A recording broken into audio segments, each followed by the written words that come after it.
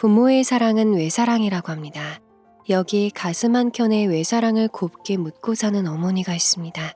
까만 밤을 밝히는 별 중에 유난히도 반짝이는 그 별은 밤하늘만 하염없이 쳐다보는 어머니 위에 온몸을 불태우죠. 고맙고 감사했으니 미안해하지 말라고. 오늘은 어머니와 딸의 짧은 인연의 이야기네요. 그래도 마지막으로 내가 가서 정리도 해주고 아빠 얼굴 한 번만 보고 올게. 인사는 해야 할 것 같아서.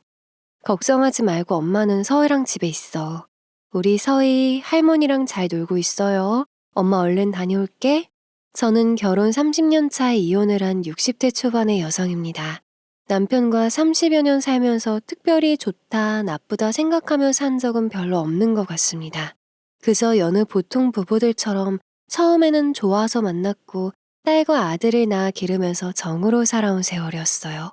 하지만 부부가 정으로 산다는 것은 정말 어려운 일이더군요. 어느 한 사람이 변하게 되니 끝까지 결혼 생활을 유지할 수가 없었습니다.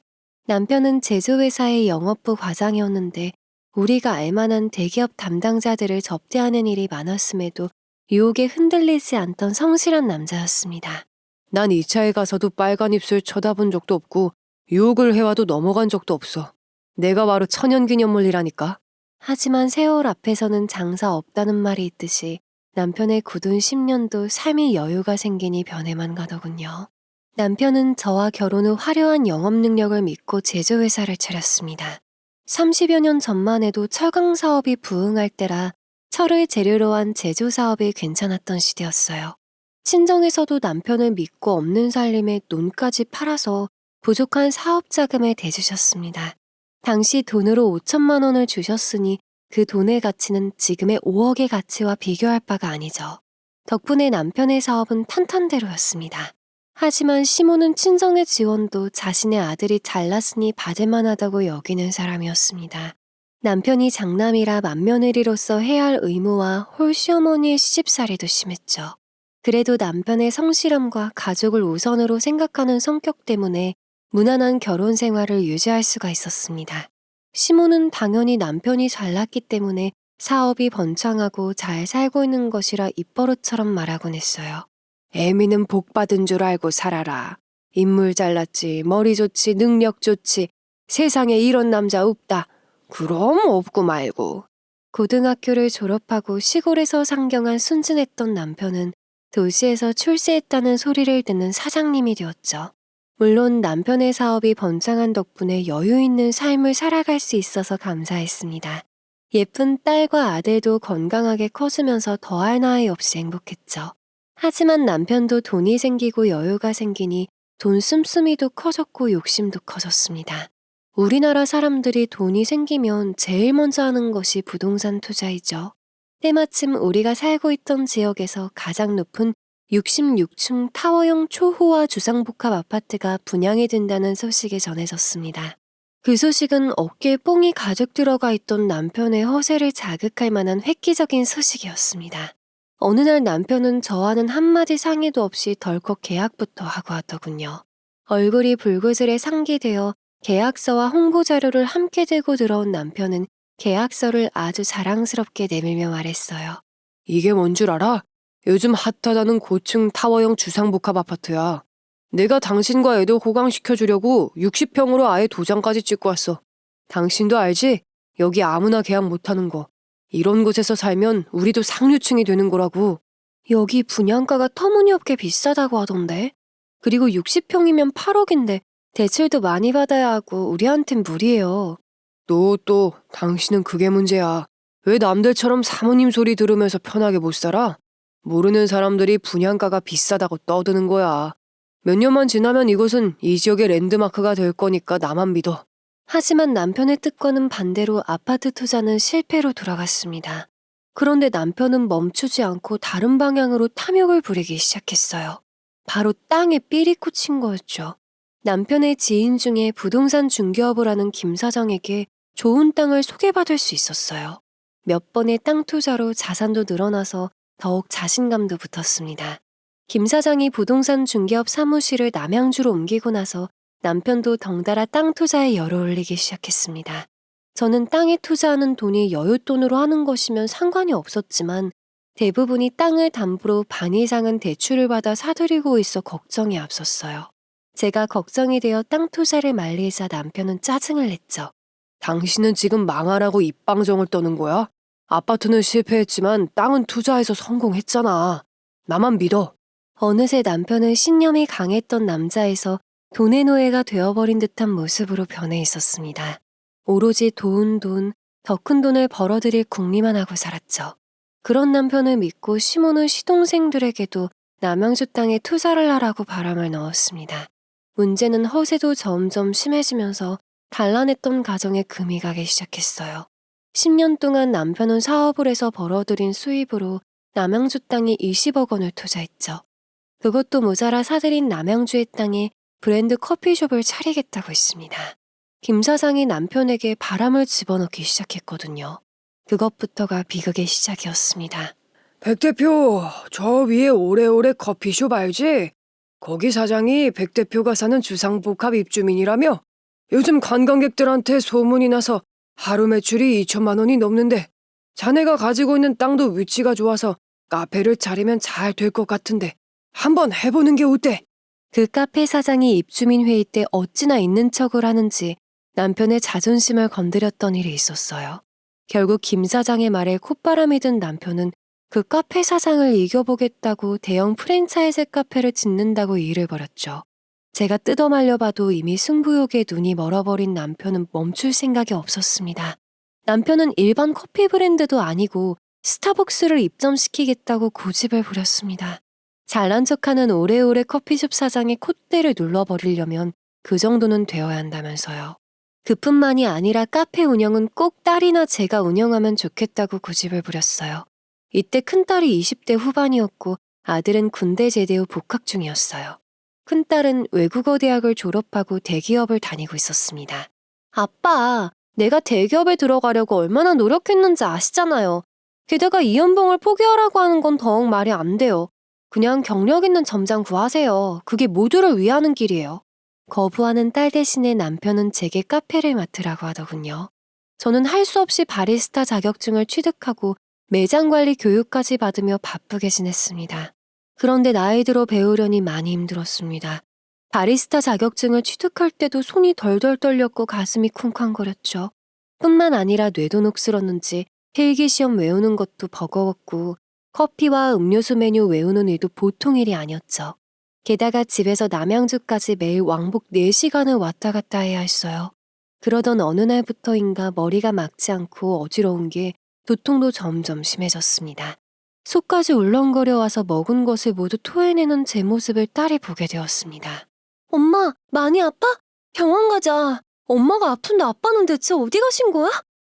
딸은 얼굴이 하얘져서는 저를 부축하고 병원으로 향했습니다. 병원에서는 그동안의 증상을 듣고 여러 가지 검사가 이루어졌어요. 그리고 뇌경색 초기 증상이라는 진단을 받았는데 제 뇌의 혈관이 기형처럼 꼬여있는 부분이 있다고 하더군요. 그리고 그날 전 급하게 스텐트 시술을 받게 되었습니다. 병원에서는 몇 달 동안은 여행도 가면 안 되고 스트레스도 받으면 안 된다고 하더군요. 물론 무리한 일도 하면 안 된다고 했죠. 막상 제가 아파서 카페 관리를 못하게 되자 남편은 제 건강보다는 카페를 우선적으로 걱정을 했어요. 그리고 그 불똥은 다시 딸에게 떨어졌죠. 처음부터 네가 배워서 했으면 네 엄마가 쓰러지는 일도 없었을 거다. 네 엄마 말도 좀 어눌해진 것 같고 아무것도 하지 말라고 하는데 이제는 어떻게 할 거야? 엄마가 아픈 게 왜 제 탓이에요. 다 아빠가 벌려놓고 하기 싫다는 엄마한테 떠넘겨서 그런 거잖아요. 아빠야말로 엄마한테 잘하세요. 나중에 후회하지 마시고. 딸도 제가 아픈 것이 속상했는지 그동안 못했던 말을 남편에게 쏟아내면서 화를 내더군요. 제가 이제는 어쩔 수 없이 전문 매니저를 고용할 때라고 했지만 남편은 다시 딸에게 직장을 그만두고 카페를 운영하라고 닥달을 했습니다. 또다시 남편과 딸의 관계는 나빠졌습니다. 하지만 딸은 제가 중간에서 많이 힘들어서 또 쓰러질까봐 끝까지 거절을 못했어요. 결국 제가 몇 달간 몸을 추스리고 회복할 동안 딸은 카페를 맡아 운영을 했어요. 그리고 1년 후에는 만남을 이어오고 있던 남친과 결혼식도 올렸죠. 그동안 저는 정상적인 생활을 할 수 있을 만큼 회복이 되었습니다. 그래서 다행히도 딸이 임신과 출산을 하는 동안에 카페 일을 도와줄 수가 있었고 예쁜 손녀딸도 돌봐줄 수가 있었습니다. 그렇게 3년 정도가 흘러갔습니다. 남편은 여전히 김 사장과 어울려 다녔고 저희 부부는 점점 각자의 생활에 젖어들었죠. 그래도 제게는 서로 아껴주며 같은 취미 활동도 하고 싶은 소박한 꿈이 있었습니다. 하지만 남편은 점점 밖으로만 돌기 시작했어요. 남편의 허전한 빈자리는 자상한 아들과 딸이 채워주었습니다. 그리고 귀여운 손녀딸과 사위도 있었죠. 딸이 주말에 카페에 나가면 사위는 저와 손녀딸을 데리고 쇼핑도 했고 공원 산책도 함께 했어요. 하지만 가슴 한켠은 늘 찬바람이 부는 듯 공허하게 시려오는 것은 어쩔 수가 없었습니다. 그리고 그 즈음에 시모가 화장실에서 미끄러져 골반뼈가 골절되는 부상을 입었습니다. 시모는 바로 병원에서 수술하고 입원을 하게 되었는데 시모를 간병하겠다는 자식이 아무도 없었어요. 동서가 둘씩이나 있었는데 시모의 성격이 한 성격 하는지라 아무도 병간호를 하겠다고 나서는 며느리가 없었던 거죠. 아이고, 나 죽는다. 아파 뒤지겠네. 나 이러다가 평생 못 걷는 거 아니라니. 난 간병이는 싫다. 큰애야, 둘째 막내는 일이 바빠서 간병 못하겠다고 하니까 네가 내 옆에 붙어 있어라. 그래, 동생들은 바쁘다고 하니까 당신이 해. 아무렴 돈 받는 간병인이 가족만큼 돌봐주겠어? 알았지? 어머니 불편하시지 않게 잘해드려. 시모의 옆에서 끝없는 잔소리와 불평불만을 들을 생각을 하니 골치가 아파왔어요. 제 나이도 60이 내모레 있고 손녀딸에게 할머니 소리를 듣는데 80의 노모를 간병한다는 것이 보통 일이 아니었습니다. 하지만 친정 부모님이 일찍 돌아가시고 이젠 홀로 남은 어머니인데 잘해드려야지 하는 마음으로 간병했었네요. 제가 큰 사람이고 맏며느리니까 끝까지 제 할도리를 하자는 마음이 컸으니까요. 하지만 남편의 허세와 무리한 투자, 시모의 시집살이는 남편만 변하지 않고 저를 위해주고 산다면 감당할 수가 있었어요. 그런데 이 인간이 밑바닥까지 추락할 줄은 꿈에도 몰랐습니다. 제가 시모의 병간호를 하면서 시달리는 동안에 남편이 김 사장과 뻘짓거리를 하고 있었다는 사실에 배신감과 헛웃음만 나왔네요. 남편의 뻘짓거리는 하필이면 딸에 의해 발각되고 말았습니다. 시모가 어느 정도 회복을 하고 다시 시골로 내려가고 저는 다시 맞벌이하는 딸 부부를 위해 손녀딸을 봐주며 지냈습니다. 그러던 어느 날 딸이 일찍 집으로 돌아왔더군요. 카페는 어쩌고 무슨 급한 일이 있어서 왔냐고 물었더니 딸이 심각한 얼굴로 청심환을 주며 일단 먹고 들으랍니다. 엄마, 내가 한 달 전에 이상한 장면을 봤어. 처음에는 설마했는데 몇 번을 보니까 이상해서 아빠 뒷조사를 했어. 그리고 이런 것도 카페에 날라왔더라고. 이게 집으로 가야 하는데 왜 카페로 날아온 건지 엄마는 모르고 계신 것 같아서 가져왔어요. 이게 뭔데? 이건 카페랑 땅 담보로 대출받은 내역 같은데? 그런데 왜 독촉장까지 날아온 거니? 딸이 보여준 우편물은 은행에서 날아온 대출이자 독촉장이었습니다. 그런데 내용을 보니 카페를 준비하면서 대출받은 내용 말고 6개월 전에 5억을 더 받은 사실이 있었죠. 그 내용은 저도 모르고 있던 대출건이었기 때문에 의아했습니다. 지금까지 남편은 큰돈이 들어가는 곳은 제게 의논을 하고 지출을 하고 대출을 받아왔어요. 그런데 저도 모르게 5억이란 돈을 남편은 왜 대출을 받았을까요? 소액도 아니고 큰돈을 저와 아무 상의도 없이 말입니다. 하지만 이건 놀라운 축에도 들지 못할 사건이었어요. 딸은 핸드폰을 열고 웬 영상을 보여주었습니다. 영상 속에는 남편과 낯선 여자의 코맹맹이 소리가 들려오고 있었어요. 아니, 계단 망가뜨린 거나 보상해주세요. 왜 으슥한 공원으로 끌고 오고 그래요? 어허, 이러면 안 되는데. 아잉, 사장님. 제가 잘해드릴 테니까 사고는 모른 척 해주세요. 우리가 아주 조금 술이 들어가서 실수한 거예요. 대신에 사장님한테 다른 식으로 보상해드릴 수 있는데 가만히 있어보세요. 이게 대체 무슨 장면인가 멍하니 핸드폰만 바라보고 있는데 딸은 충격적인 이야기를 들려주었습니다. 한 달 전에 카페를 마감하고 들어가려고 하는데 남편과 김 사장이 술 한잔한다면서 딸더러 먼저 들어가라고 했답니다. 그래서 딸은 먼저 들어가고 다음날 출근을 했는데 카페 계단 모서리가 부서져 있었다고요. 이때 남편 말로는 손님이 실수해서 벌어진 사고라며 괜히 손님들에게 경찰까지 불러서 신고하면 소문이 안 좋게 날까봐 보수 비용을 받고 돌려보냈다고 합니다. 그래서 딸은 그런가 보다 생각했대요.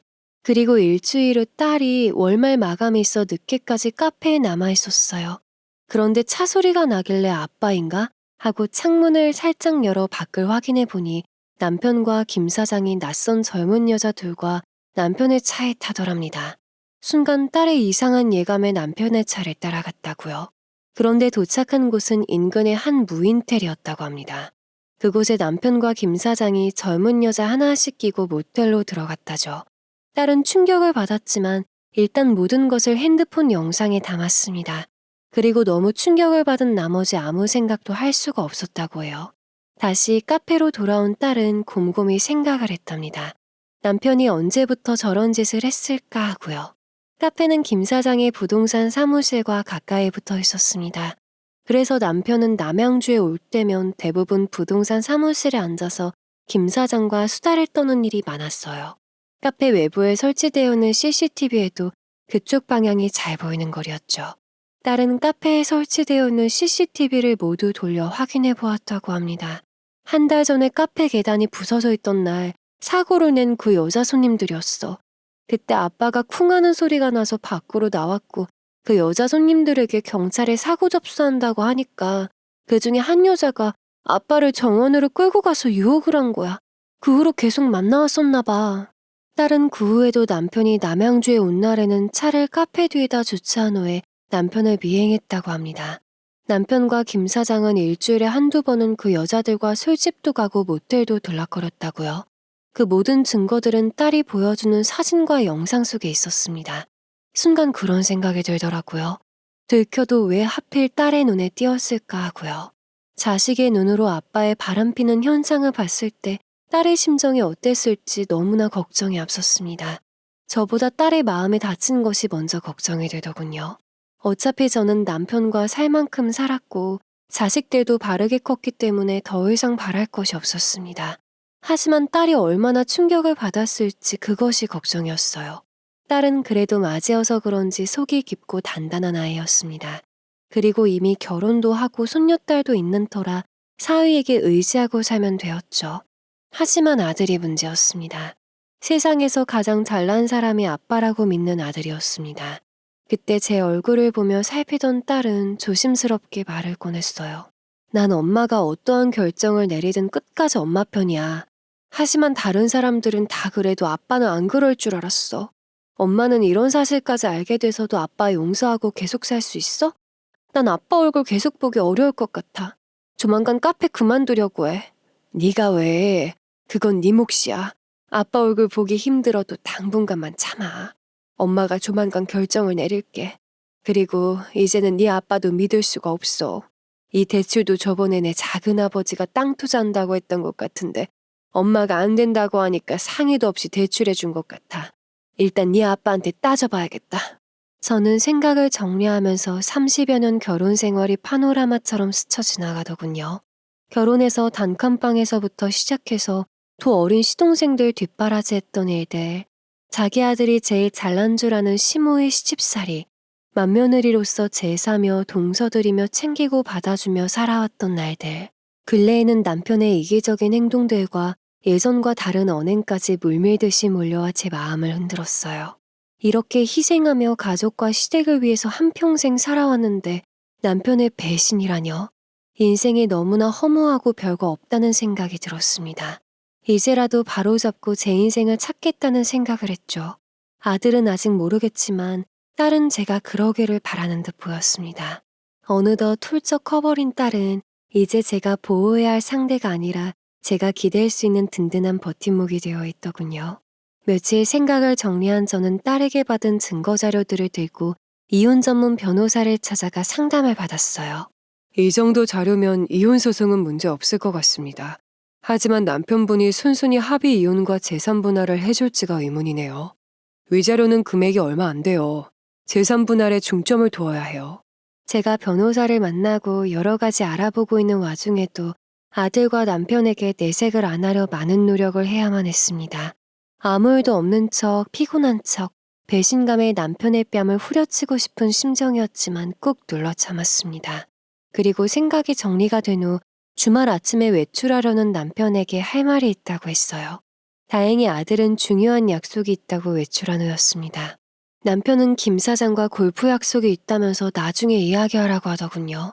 저도 더 이상은 봐줄 수가 없어서 은행에서 날아온 대출 서류를 보여주고 울었습니다. 이게 무슨 대출 서류냐고요? 나한테 상의도 없이 거금 5억씩이나 대출을 받아서 어디에다 썼냐고 했죠. 남편은 눈살을 찌푸리며 아차하는 표정으로 변명을 하더군요. 아, 이거 당신도 알잖아.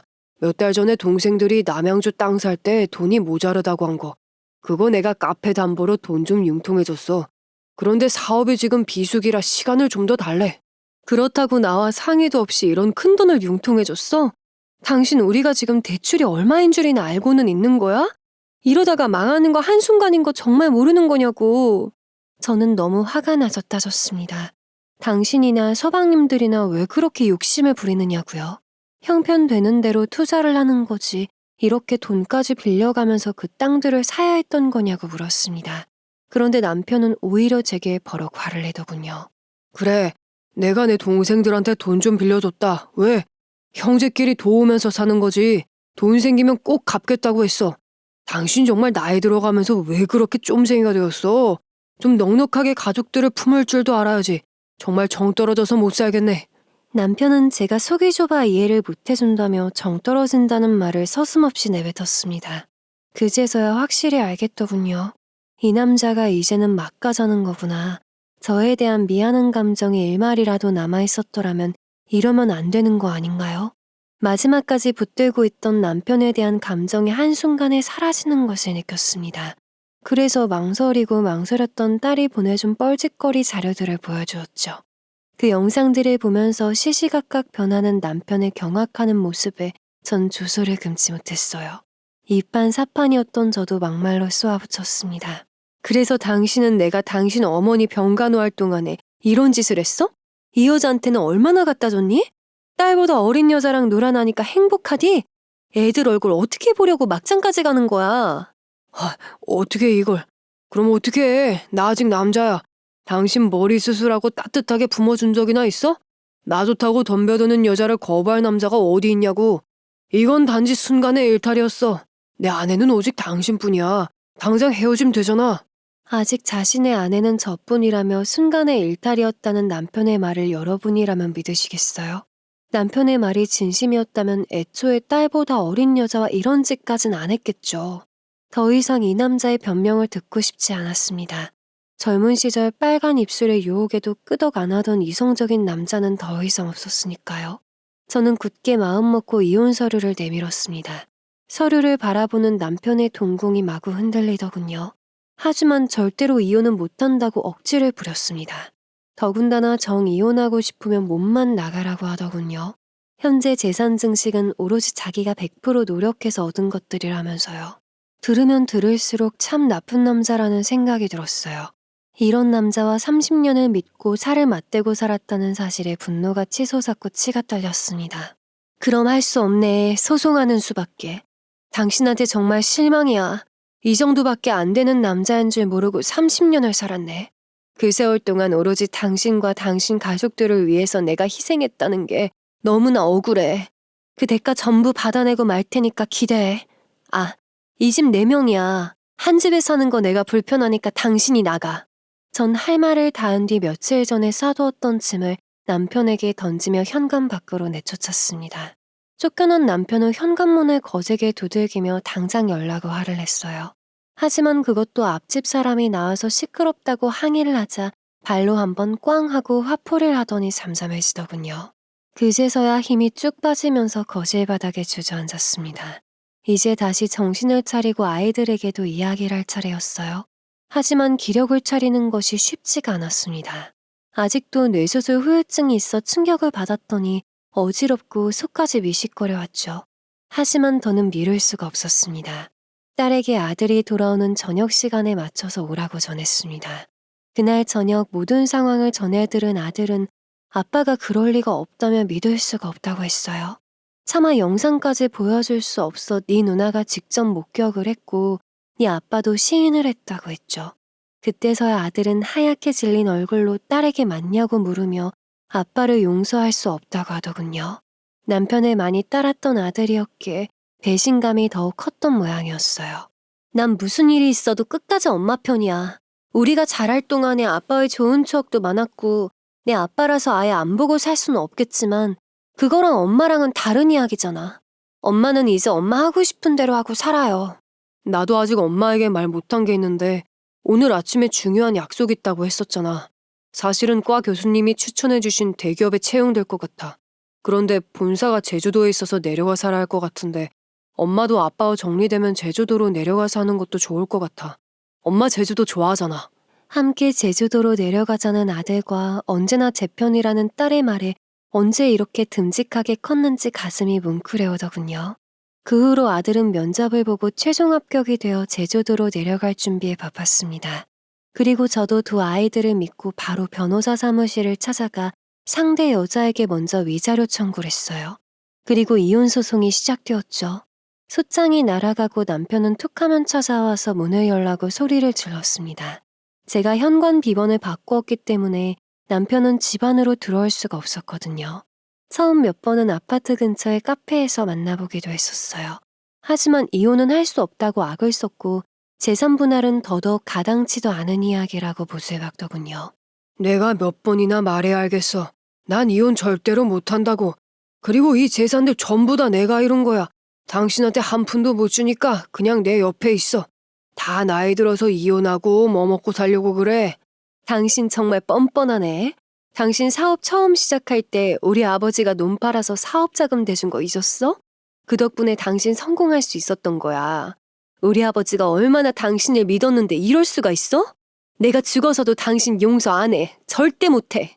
남편은 모두가 자신의 능력이 뛰어났기 때문에 성공한 거라고 했습니다. 사람이 화장실 들어갈 때와 나올 때가 다르다고 하더니 남편이란 작자가 그렇더군요. 게다가 당신을 믿을 수 없으니 아이들에게 미리 증여를 해주라는 제 말에 남편은 코웃음을 쳤습니다.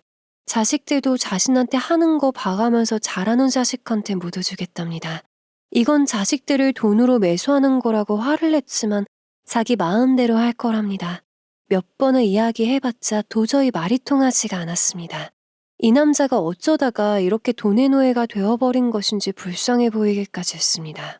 그리고 소식을 들었는지 시모가 둘째 서방님과 찾아와서는 온갖 막말을 퍼붓더군요. 집까지 찾아온 80이 넘은 시모를 외면할 수가 없어서 집 안으로 들였습니다. 어차피 한 번은 뵙고 정리를 해야 할 것 같았죠. 너 제정신이냐? 다 늙어서 무슨 이혼을 하겠다고 애비까지 내쫓고 말이야. 네가 지금까지 잘 먹고 잘 살았던 건 다 우리 아들이 피땀 흘려 일해서 벌어다 주었기 때문인 거야. 네가 양심이 쥐똥만큼이라도 있으면 이혼 소린 꺼내면 안 되지. 네, 어머니가 그렇게 잘났다고 하는 아들이 손녀딸보다 어린 여자랑 바람을 피웠네요. 그것도 잘한 짓인가요? 제가 동서들 대신 어머님 병간호하고 있을 때 그런 짓을 했어요. 사람이면 그럼 안 되죠. 저는 이왕지사 이렇게 된 마당에 못할 말이 뭐 있겠나 싶어 속에 있는 말들을 쏟아냈습니다. 생전 고분하던 제가 눈을 치켜뜨고 큰 소리를 내자 시모의 두 눈이 튀어나올 것만 같더군요. 그랬더니 시동생이 눈을 부라리며 끼어들었습니다. 형수 말이 너무 심하네요. 엄마 말이 틀린 것 하나 없구만. 우리 형이 잘난 것도 맞고 덕분에 형수나 조카들이나 고생 안 하고 편히 사는 것도 맞고. 시동생의 말에 어이가 없었습니다. 이 집 사람들은 모두가 똑같은 사람들이라는 것을 뼈저리게 느꼈을 뿐입니다. 더 이상 말하면 제가 힘들 것 같아 그만 돌아가 달라고 했더니 시모는 집안 물건들까지 집어던지기 시작하더군요. 더 이상 참을 수가 없어 경비실에 도움을 요청했습니다. 시모는 악을 쓰다가 경비원과 시끄럽다는 이웃들의 항의에 겨우 물러갔어요. 그 후에도 시모는 툭하면 전화를 해서 막말을 했고 저는 더 이상 받아줄 수가 없어 막아놓고 받질 않았습니다. 저는 예전에 친성아버지가 보내준 사업자금 흔적까지 찾아내어 자산증식 자료로 제출을 했어요. 게다가 시동생들에게 5억을 빌려준 것도 이혼의 귀책 사유가 되며 재산 분할의 대상이 된답니다. 변호사님은 기여도를 산정하는 요소가 경제적인 부분뿐만 아니라 자녀를 양육하는 것과 내조, 부모님 부양, 부부 공동재산을 유지할 수 있도록 관리하는 것도 포함된다고 하더군요. 이런 종합적인 부분에서 저의 기여도는 비율이 높아질 수밖에 없다고요. 현재 대출 금액이 너무 많긴 했지만 재산 분할 비율이 50%는 확보할 수 있어 최소 10억 이상은 받을 수 있을 거라고 했습니다. 저는 두 아이들 몫까지 될 수 있으면 많이 받아내려고 했습니다. 소송이 제게 유리하게 움직이자 남편은 악을 쓰며 괴롭히더군요. 아들은 제주도에 있어 다행이었지만 딸은 매일같이 카페로 출근을 했기 때문에 남편의 하소연과 막말을 대신 받아내야 했죠. 이 여편네가 늙어서 노망이 났나? 어디서 10억을 내놓으라 말아야? 딸, 너라도 네 엄마 좀 말려야 되는 것 아니냐? 넌 내 딸 아니야? 자식들이라고 하나같이 제 엄마 편만 들다니 너 이런 식이면 한 푼도 없을 줄 알아? 법정 싸움이 진행되는 힘든 시기에 딸은 제게 힘들다는 표현을 한 번도 한 적이 없었습니다. 오히려 저를 위로하던 속정이 깊은 딸이었어요. 엄마 걱정 말아요. 이젠 내가 엄마의 든든한 벽이 되어줄게. 이 소송이 끝나면 우리 도진이가 있는 제주도로 내려가 살까? 우리 서희도 제주도에서 키우면 좋을 것 같다고 이서방하고도 이미 이야기 끝난 상태야. 딸도 많이 지쳤는지 모든 것을 정리하고 제주도로 내려가서 쉬고 싶다는 말을 하더군요. 사위도 이미 제주도 면세점 자리에 언제든지 이직할 수 있는 상태라고 있습니다. 하지만 그렇게 말하는 딸의 얼굴은 몹시 혼란스럽고 슬퍼 보였어요. 딸은 유난히 남편의 사랑을 많이 받고 자랐습니다. 물론 저도 첫 딸이라 애정이 더 많이 간 것은 사실이었어요. 남편이 지금은 저렇게 변했어도 아이들이 태어나고 성장할 때는 무척 다정다감하고 최선을 다하던 아빠였습니다. 남편은 딸의 생일이나 졸업식에 꼭 기념품이나 선물을 사줬는데 특히나 대학 졸업식에는 딸이 그렇게 갖고 싶어하던 만년필을 선물했죠. 딸은 졸업해서 면세점에서 일을 했지만 항상 마음속에는 세계를 여행하면서 여행작가가 되는 것이 꿈이라고 했습니다. 틀에 박힌 생활을 살기보다는 세계를 보면서 자유롭게 살아가기를 꿈꾸었었죠. 그것을 알고 있던 남편이 멋있는 작가가 되라며 선물해준 만년필이었습니다. 딸은 그 만년필을 무척이나 아꼈어요. 사위의 말에 의하면 딸은 종종 그 만년필을 보면서 어두운 표정을 짓는다고 하더군요. 아마 어린 시절 사랑으로 가득했던 남편의 모습과 변해버린 지금의 모습으로 많이 괴로웠을 거예요. 남편은 사업으로 바빠서 아이들과 많이 함께하진 못했지만 선물로 표현을 하려고 노력은 했었으니까요. 오히려 저보다 딸과 아들의 가슴에 더 큰 멍을 남기지 않았을까 생각이 들었죠. 다행히 사위는 딸의 이런 점도 이해해주는 가치관이 비슷한 사람이었습니다. 1년이 넘는 힘든 소송 시간이 지나고 판결이 났을 때 남편은 이미 제정신이 아닌 상태였습니다. 재판이 자신의 뜻대로 흘러가지 않자 남편은 더욱 독하게 변했습니다. 그리고 옆에서 모든 것을 지켜본 딸의 모습도 덩달아 말라갔죠. 그래도 저를 걱정하면서 혹시나 또 쓰러질까봐 항상 제 걱정뿐이었습니다. 법정은 재산 분할 50%와 위자료 3천만 원을 주라고 판결을 내렸습니다. 사업 초기 자금을 제 친정에서 마련해준 점이 많이 적용되었다고 하더군요. 남편과 시댁은 모두 잘못된 판결이라고 항소를 하겠다고 했습니다. 하지만 2심에서도 같은 판결을 받자 남편은 말도 안 된다며 악을 썼고 시모는 쓰러져서 병원에 입원까지 했다더군요. 이 재산 전부 제가 뼈 빠지게 일해서 증식한 재산입니다. 저 여자는 단 1%도 기여한 것이 없어요. 다시 판결해 주세요. 억울합니다. 결국 남편은 판결대로 이행을 하지 않아 강제 집행 절차까지 진행했습니다. 할 수 없이 남편은 집 말고도 부동산을 일부 정리해서 제 몫을 지급했고 딸은 미련 없이 카페를 나왔습니다. 그리고 제주도로 내려가서 새로운 삶을 살기로 결정을 내렸습니다. 저는 아파트를 처분하고 딸의 집에서 함께 지내다가 다 같이 제주도로 이사를 가기로 했어요. 아들은 부모의 이혼으로 많이 힘들었을 텐데도 저를 꼭 안아주며 위로해 주었습니다.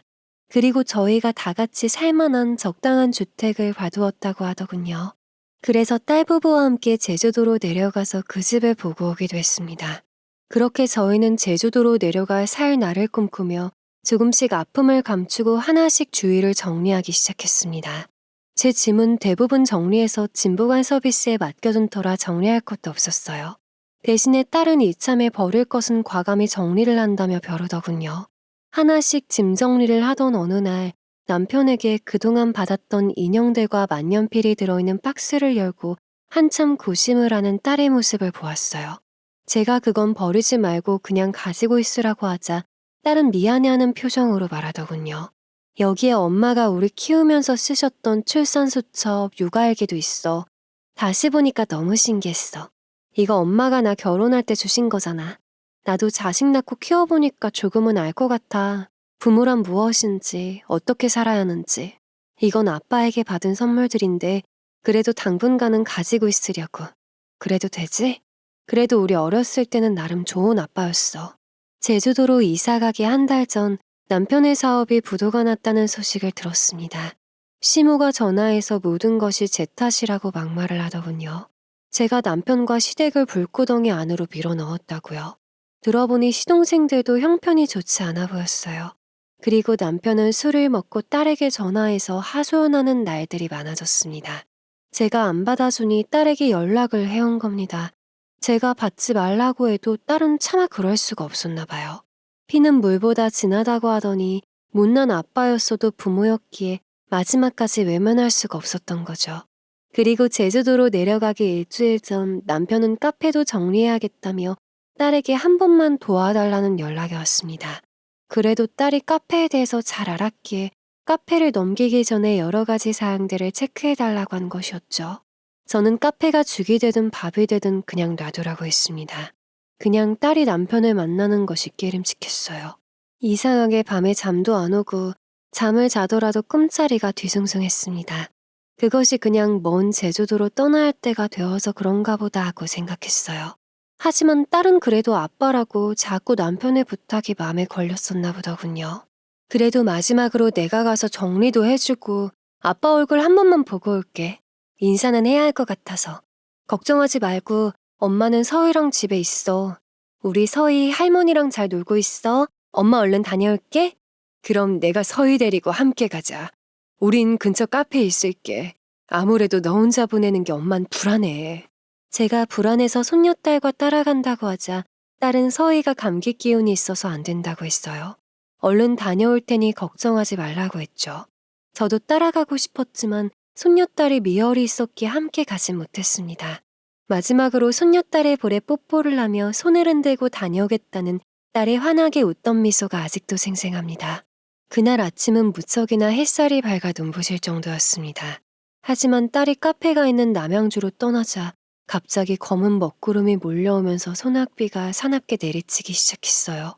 손녀딸은 천둥 번개 소리에 놀라서 자지러지게 울어대기 시작했습니다. 지금쯤 딸은 한강 강변로를 달리고 있을 텐데 무척이나 걱정이 되었어요. 저는 너무나 불안해서 손녀딸을 어르고 달래면서 사위에게 전화를 했습니다. 사위도 걱정이 되었는지 자신이 조퇴를 하고 카페로 가본다고 하더군요. 그제서야 조금 안심이 되었죠. 하지만 그것도 잠시 딸이 카페에 도착했을 시간이 되었을 무렵 사위에게서 전화가 걸려왔습니다. 전화기 너머로 사위 목소리는 덜덜 떨면서 울고 있었습니다.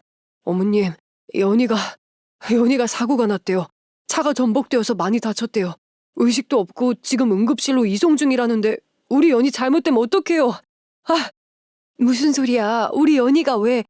자네 정신 똑바로 차리고 얼른 병원으로 가. 나도 서희 맡기고 가볼 테니까 어서.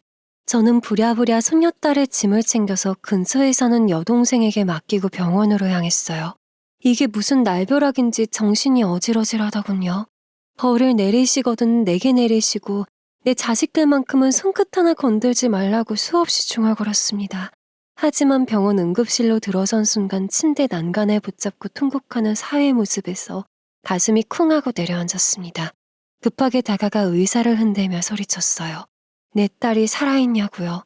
간호사가 제게 진정하라며 두 팔을 붙잡았지만 진정할 수가 없었습니다. 다시 딸의 가슴에 귀를 갖다 댔어요. 다행히 미약하나마 심장 소리가 들렸습니다. 아, 살아는 있구나. 안심을 하던 차에 의사의 말이 제 가슴속에 비수처럼 꽂혔습니다. 따님은 병원에 도착했을 때 이미 뇌사 상태였습니다. 저희가 해볼 수 있는 응급처치는 다 해봤지만 소용이 없었습니다. 왜 깨어날 수 없나요? 수술하면 살 수 있지 않아요? 우리 딸 이제 30살이에요. 제발 좀 살려주세요. 하여운 내 딸 좀 살게 해주세요. 아유. 제가 울고불고 매달려봤지만 의료진은 어떤 치료도 할 수 없는 상태라고 말하더군요. 그들은 딸의 상태를 뇌사 상태라고 했습니다. 어떻게 나에게 이런 일이, 왜 내 딸이 이렇게 죽은 듯이 누워있어야만 하는지 도저히 인정할 수가 없었어요. 사고는 졸음운전을 한 덤프트럭을 피하려다가 빗길에 미끄러지면서 차가 전복되었다고 했어요. 소식을 듣고 달려온 사돈들의 통곡 소리도, 딸의 몸을 잡고 제발 눈 떠보라며 애원하는 사회의 울부짖음도 제기에는 아무런 소리도 들려오지 않았습니다. 오로지 미동도 없이 누워만 있는 딸의 모습만 하염없이 바라보았습니다. 딸이 꽉 쥐고 있었다는 휘어진 만년필 한자로 이게 뭐라고 울컥해서 자꾸 눈물만 나왔습니다. 언제 딸이 중환자실로 옮겨졌는지 저는 중환자실 복도에 하염없이 서서 딸이 있는 방향만 바라보고 있더군요. 사위가 먼저 정신을 차리고 저를 데리고 집으로 돌아가려 했지만 한 발자국도 움직일 수가 없었어요. 하늘이 무너지는 고통이 무엇인지, 심장이 쪼개지는 아픔이 무엇인지 딸을 잃고 나서야 알았습니다. 뒤늦게 올라온 아들이 하얗게 질린 얼굴로 저를 부둥켜 안고 울부짖더군요. 어렸을 때부터 유난히 사이가 좋았던 남매 사이였습니다. 아들의 울음소리 뒤로 들려오는 남편의 목소리. 순간 정신이 번쩍 들었고 화가 치밀어 올랐습니다. 연희가 왜 저 안에 있는 거야? 내 딸이 대체 왜 저렇게 된 거냐고. 모두 당신 때문이야. 왜 애를 불러내서 저 지경으로 만들어놔. 내 딸 살려내. 당장 살려내란 말이야. 살려줘 제발. 저는 남편의 가슴을 때려가며 모든 화풀이를 해댔습니다. 정말 모든 것이 남편의 탓인 것 같았어요. 남편만 변하지 않았어도, 남편이 오늘 딸만 부르지 않았어도 내 딸은 여전히 웃고 있었을 테니까요. 제가 정신이 나간 듯 남편을 쥐고 흔들자 남편은 저를 밀어내더니 중환자실 문을 부서져라 두들기며 당장 딸을 보겠다며 큰 소리를 치기 시작했습니다.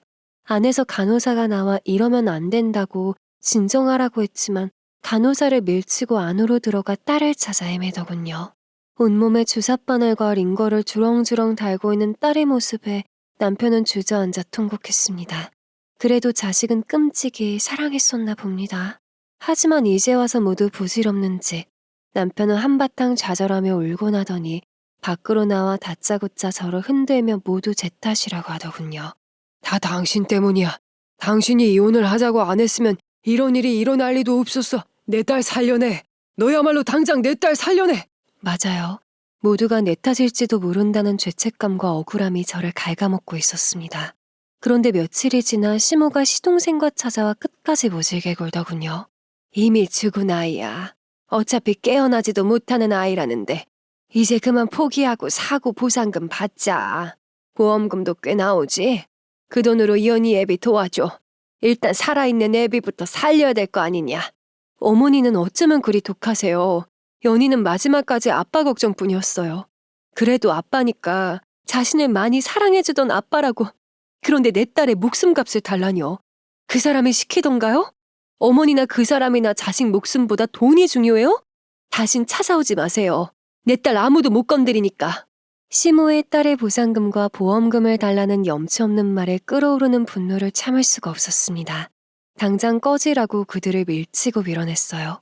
온몸이 찢어지고 밝혀지는 고통스러움이 제 자신을 갉아먹고 파고들었습니다.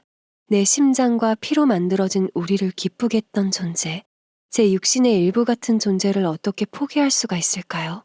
어느 날은 병원의 한 관계자가 찾아와 머뭇거리며 말하더군요. 가족분들의 아픈 심정은 어떠한 말로도 위로가 안 될 겁니다.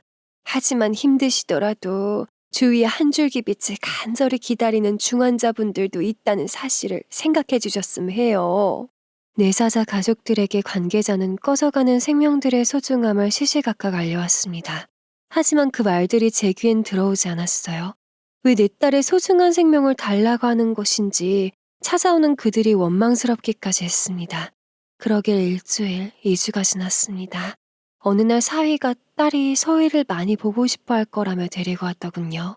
손녀딸은 중환자실에 눈도 못 뜨고 있는 엄마의 모습에 그저 방긋방긋 웃으며 안기려고 발버둥을 쳤습니다. 엄마다. 엄마, 서희 안아줘. 응, 엄마한테 갈 거야. 엄마 안아줘. 손녀딸의 아무것도 모르는 엄마를 애타게 부르는 소리에 사위는 울컥했는지 하염없이 울었습니다. 저렇게 예쁜 자식까지 있는데 아직도 심장이 뜨겁게 뛰고 있는데 어떻게 떠나보내야 할까요? 그리고 시간이 흐르면서 중환자실에서 생명이 꺼져가는 이들을 보았습니다. 누군가의 눈과 심장이 있다면 새로운 빛을 얻을 수 있는 꺼져가는 생명들. 이 세상에 존귀하지 않은 존재는 없을 겁니다. 모두가 소중하고 가치 있는 생명들이죠. 점점 희미해져가는 딸의 맥박 소리를 들으며 딸을 살리는 다른 방법을 선택해야 했어요. 딸의 육신의 일부가 그들에게 새 생명의 불꽃을 살리고 그들이 훨훨 날아오를 수만 있다면 그것 또한 딸을 위한 일이 아닐까 하는 생각이 들었습니다. 생각 끝에 아들과 사위에게 어렵게 말을 꺼냈는데 말을 잇지 못하고 오열을 하더군요. 아들과 사위는 딸의 뜻에 따르겠다고 했고 남편은 고개를 숙이며 동의서에 사인을 하며 고통스럽게 울더군요. 며칠 후 면회 시간에 찾아가 딸의 손을 붙잡고 아직도 따뜻한 딸의 가슴에 얼굴을 묻고 물었어요. 딸, 엄마 왔어. 많이 갑갑하고 힘들지. 널 이대로 보낼 수가 없어서 네 빛을 나누어 주기로 했는데 네가 원하지 않으면 제발 엄마에게 알려줘. 제발. 우리가 어떻게 해야 하는지. 그날 딸과 보낼 시간은 무척이나 길었습니다. 아직도 세차게 뛰고 있는 심장이 엄마 나 살고 싶어 하고 외치고 있는 것 같아 움직일 수가 없었거든요. 그리고 딸의 뜨거운 눈물을 보았습니다. 마치 영롱한 이슬처럼 반짝이던 한 줄기 빗방울을. 그리고 우리는 딸과의 이별을 준비했어요. 내 딸은 죽는 것이 아니다. 새로운 불꽃으로 살아나는 것이라고. 제발 어디선가 누군가의 몸에서라도 숨쉬고 기뻐하고 행복하기를. 그렇게 우리는 딸을 어렵게 떠나보냈고 딸은 하늘에서 가장 빛나는 별이 되었어요. 모든 생명을 나누어주고 떠난 딸은 따뜻한 이들이 잠들어 있는 추모공원에 잠들었습니다. 도저히 차갑고 낯선 곳에 딸을 놔두고 돌아서지 못했던 그날, 울어도 불러봐도 대답이 없던 딸을 가슴에 묻고 돌아서야만 했던 그날 밤 꿈속에서 딸의 고운 얼굴을 보았어요. 하얀 들꽃으로 뒤덮인 곳에서 딸은 화사하게 웃으며 손을 흔들고 있었습니다. 너무나 생생해서 딸이 살아 돌아온 것만 같았죠. 그것은 딸의 작별 인사였나 봅니다. 손녀딸도 엄마를 봤다고 자랑을 했거든요. 할머니, 서희 엄마 봤어. 엄마가 서희 꽃도 줬어. 엄마 보러 가자. 응, 서희 엄마 보고 싶어. 너무나 어린 손녀딸은 딸을 만나러 가자고 보채는 날이 많아졌습니다. 그럴 때면 그 작은 품속에 얼굴을 묻고 눈물을 감추어야만 했어요. 웃음을 잃어버린 사위는 어린 손녀딸을 위해서라며 저를 따라 제주도에 함께 왔습니다. 그리고 2년이 지난 지금 이곳은 하얀 눈으로 뒤덮인 겨울이었네요. 창밖으로 마당에서 한참 눈사람을 만들겠다며 사위와 손녀딸이 분주합니다. 사위가 며칠 전에 아들이 사온 노을한 곰돌이 집게로 곰돌이 눈사람을 만들어주겠다고 약속했거든요. 어느새 마당 한켠에 가득한 곰돌이 눈사람들, 해맑게 웃고 있는 작은 손녀딸의 얼굴 속에 오목조목 사랑하는 딸의 모습이 담겨있네요. 아직도 심장이 아프고 뜨거운 눈물이 왈칵 쏟아집니다. 언제쯤 보고 싶은 딸의 품으로 찾아갈 수 있을까? 그날은 아마도 멀지 않았겠죠. 훗날 사랑하는 딸을 만나면 잘했어, 고마워, 환하게 웃으며 말해주길 바라봅니다. 오늘은 딸의 32번째 생일날, 너무나 그리운 내 딸에게 그동안 전하지 못했던 마음을 이제야 전해봅니다. 엄마 아빠 딸로 태어나게 한 것도 미안하고 사랑한다고 많이 들려주지 못한 것도 미안해. 보고 싶은 내 딸, 아직도 엄만 너를 놓아줄 수가 없어. 마지막까지 아낌없이 주고 간 소중한 내 딸, 너로 인해 따뜻해진 세상에 네 아기가 행복하게 살아가는 모습이 보이니 커갈수록 너를 닮아가는 서희를 보며 엄만 슬프지만 행복하단다. 내 딸, 내 아가, 미안해. 그리고 많이 사랑해. 보고 싶어. 지금까지 그립고 또 그리운 사랑하는 딸의 사연을 들어주셔서 감사드리며 여러분의 가정에는 부디 평안과 행복만이 가득하시기를 기원드립니다.